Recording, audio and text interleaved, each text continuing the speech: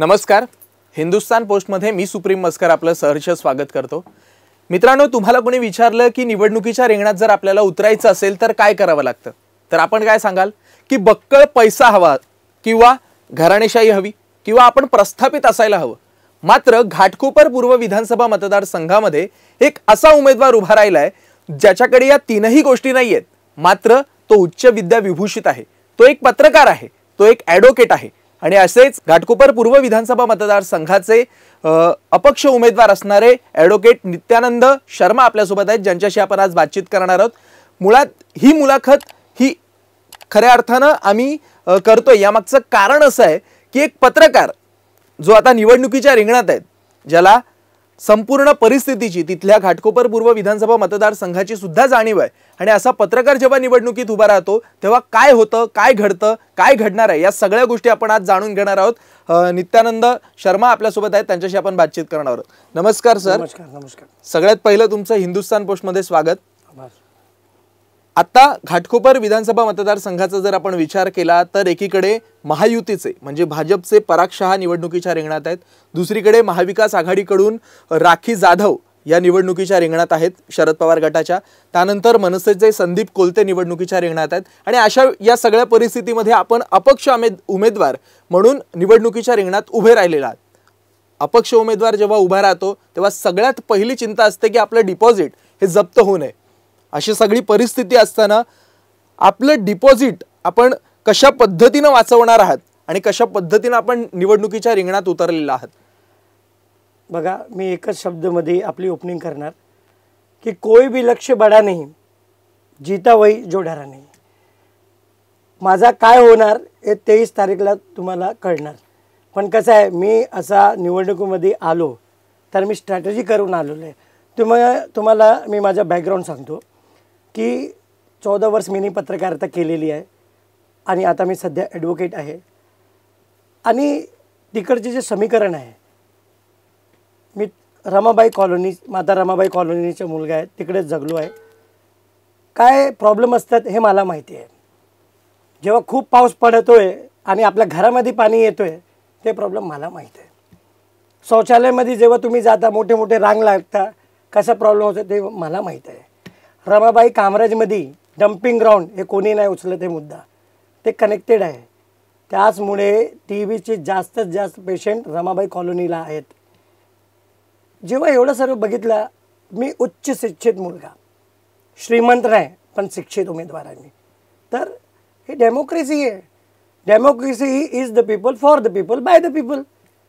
तर आपला एक हक्क आहे. परमपूज्य भारतरत्न डॉक्टर बाबासाहेब आंबेडकरांनी, त्यांना स्मरण करतो, आम्हाला हक्क दिलेला आहे. तर आम्ही जर तुमच्या आमच्या जे सारखं जे एज्युकेटेड लोक नाही येणार तर कोण येणार?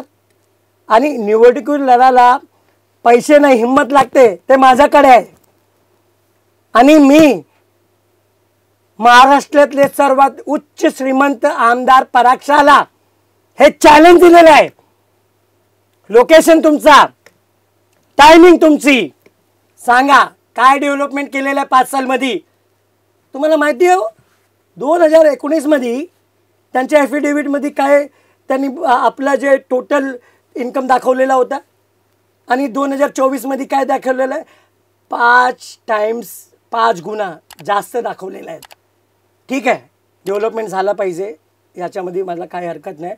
त्यांनी पर्सनल डेव्हलपमेंट केलेलं आहे. एवढा डेव्हलपमेंट क्षेत्राचा झालेला आहे काय? 1.5 गुणा पण डेव्हलपमेंट नाही झालेलं आहे. आणि हे सोडा, तुम्ही जावा तिकडे एक सर्वे करा. आता मी फिरतोय लोकांमध्ये, तर लोकांचा एकच प्रश्न आहे, आमदार दिसत नाही, आमदार कुठे आहे? लोक लिटरली मला आपल्या गळ्यातून घालत आहे आणि मला रडत आहे की तुम्ही दिसला तरी, आणि तुमच्यासारख्या उच्च शिक्षित लोकांची गरज आहे.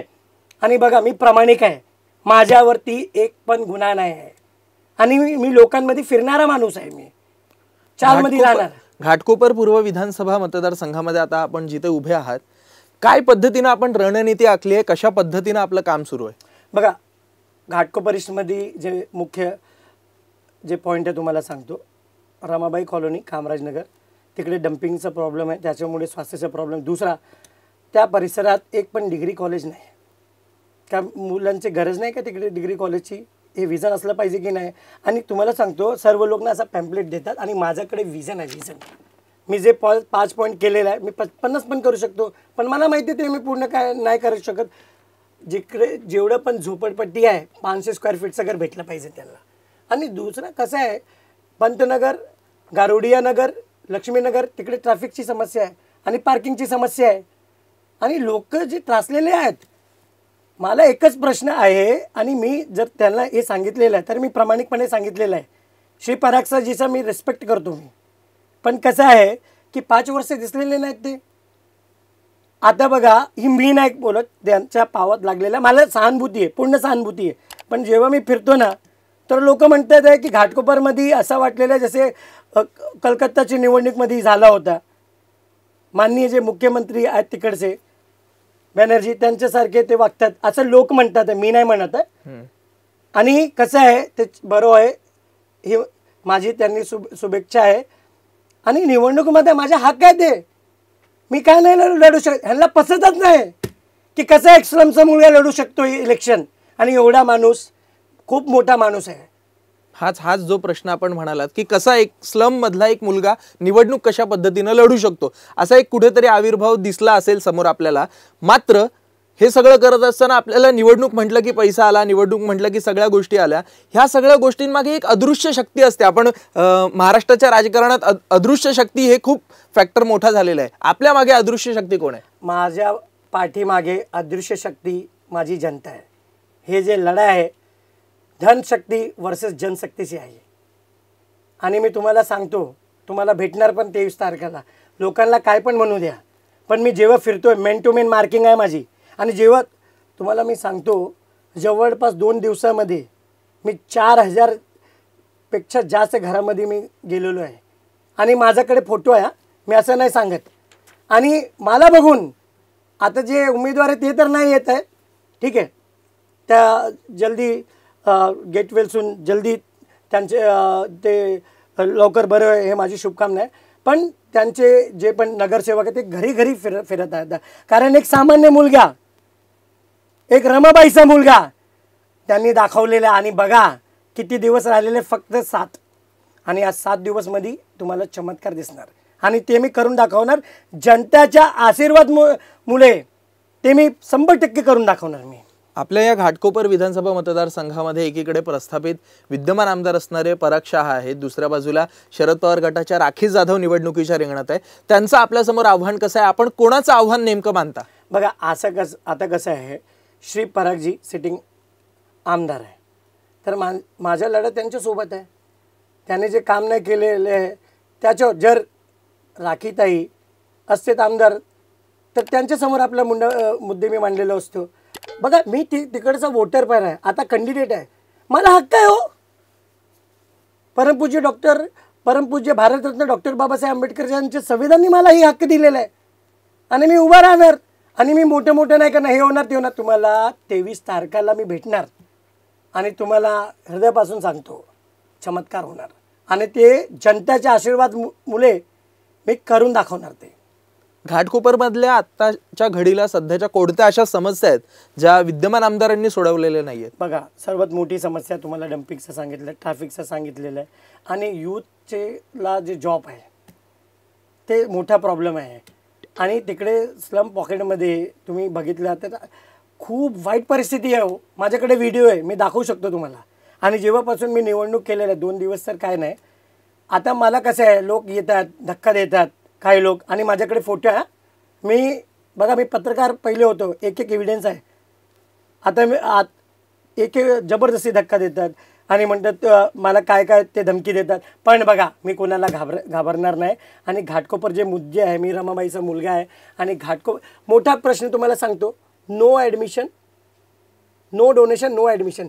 आता तुम्हाला सांगतो, ॲडमिशनसाठी मी मोठा लढा लढलेलो आहे. 10 वर्ष मी कोर्ट केस लढलेलो आहे. कशासाठी? लोकांसाठी ना. पण हायकोर्टने मला क्लीन चिट दिलेलं आहे त्याच्यामध्ये. कारण लोकांची लढा आज नाही, निवडणूक आली तर मी आलो लोकांच्या समोर, लढा लढतोय आणि कधी माघार घेणारा माणूस नाही आहे. काय जे रुमर्स माझ्यावरती फिरवलेली आणि किती त्रास देतात आता सध्या ते मी आता रेकॉर्डमध्ये सांगू शकत नाही. आणि जे श्री परागशाजी आहे पत्रकारांबद्दल ते काय म्हणतात तुम्हाला माहिती आहे काय, किती अपमानजनक शब्द वापरतात. मुंबई प्रेस क्लबनी त्याच्यावर सांगितलेलं आहे अगोदर. पण मला हे आहे बघा, घाटकोपरमध्ये एकच तुम्हाला सांगणार काय चाललेलं आहे. जसं हिंदीमध्ये सांगतात ना की छत ले लिया लेकिन कंबल बांट दो, तो असं राजकारण चालू आहे सध्यामध्ये. तुम्हाला सांगतो मी श्रीमंत नाही पण मी शिक्षित उमेदवार आहे आणि परिवर्तन हे संसारचा नियम आहे. आणि ते जे करतायत आहे वर्क घाटकोपरमध्ये श्री प्रकाश मेहताजींनी जे पिच सेट केलेलं ना त्याच्यावरती ते बॅटिंग करतात आहे. मी तर एकटा निवडणूक लढवतोय. अदृश्य शक्ती माझ्या पाठीमागे जनता. आणि ते तुम्हाला ना बघा 5 पांडव होते, कौरव 100 होते. काय केलं होतं 5 पांडवांनी, फक्त 5 लोक घेऊन मी फिरतोय आणि मेन टू मेन मार्किंग आहे माझं. शिक्षित उमेदवार आहे आणि मला काय भीती नाही ना, मी लोकांसमोर जातोय. आणि श्री प्रकाश मेहताजींनी जे पिच सेट केलं त्याच्यावर ते बॅटिंग करतायत आहे. अजून त्यांचं काम तुम्ही बघितलं, तुम्ही जाऊन बघू शकता. फक्त एकच प्रश्न विचारा, श्री परागशाजी लोकांना भेटलेलं आहे का 5 वर्षामध्ये एक दिवस त्यांनी श्रममध्ये काढलेला आहे काय? त्याला माहिती आहे काय प्रॉब्लेम असतं? आणि तुम्हाला सांगतो श्री परागशाजी तिकडचे वोटर पण नाही आहेत, मी वोटर आहे तिकडचं. बरोबर. आता तुम्ही हेच म्हणालात की तुम्ही स्वतः त्या विधानसभा मतदारसंघामध्ये मतदान करता. मुळात निवडणुकीत उभं राहायचं कारण काय? एक पत्रकार म्हणून आपलं सगळं व्यवस्थित सुरू होतं, पुढे आपण ॲडव्होकेट झालात. मात्र आता निवडणुकीत उतरून निवडणुकीच्या रिंगणात घाटकोपर पूर्व विधानसभा मतदारसंघ आपण निवडलेला आहे. का निवडणुकीत उतरलात हा एक मतदारांसाठी असणारा प्रश्न आहे. बघा तुम्हाला अगोदरच सांगलो डम्पिंगचा प्रॉब्लेम. रमाबाई कामराजमध्ये एक पण डिग्री कॉलेज नाही आहे. ट्रॅफिकची समस्या आहे, युवांना रोजगार नाही आहेत.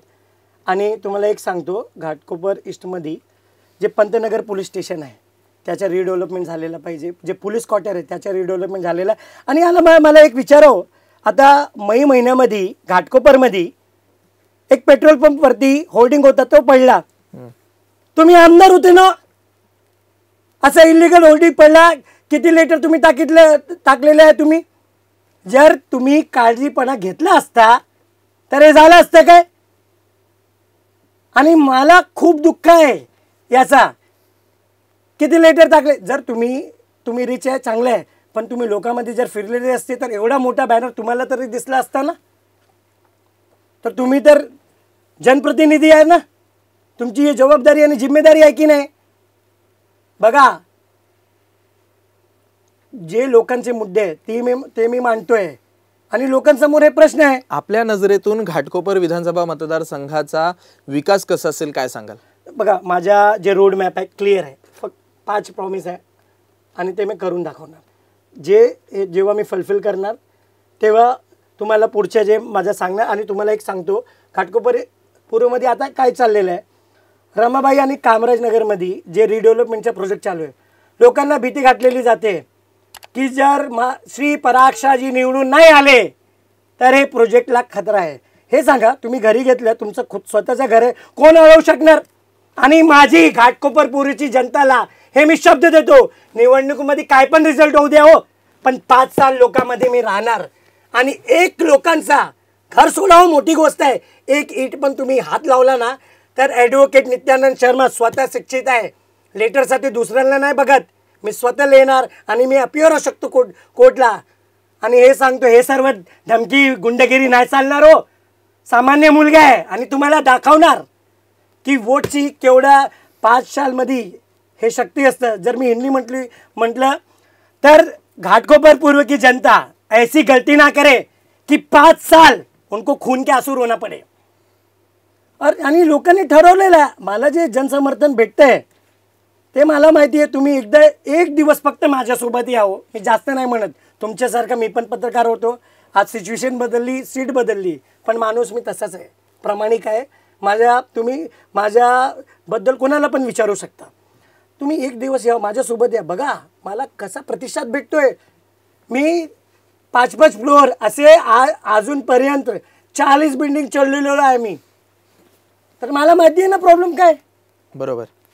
तर हे होते ॲडव्होकेट नित्यानंद शर्माजी, ज्यांच्याशी आपण बातचीत केली. हे घाटकोपर पूर्व विधानसभा मतदारसंघामध्ये अपक्ष म्हणून निवडणूक लढवत आहेत. एकीकडे महायुतीचं, दुसरीकडे महाविकास आघाडीचं त्यांच्यासमोर आव्हान आहे. अशा वेळी त्यांच्या कोऱ्या पाटीवरती मतदार सही करतात का, मतदार आपलं मत देतात का, हे पाहणं सुद्धा उत्सुकतेचं ठरणार आहे. तत्पूर्वी पाहत रहा हिंदुस्तान पोस्ट. धन्यवाद.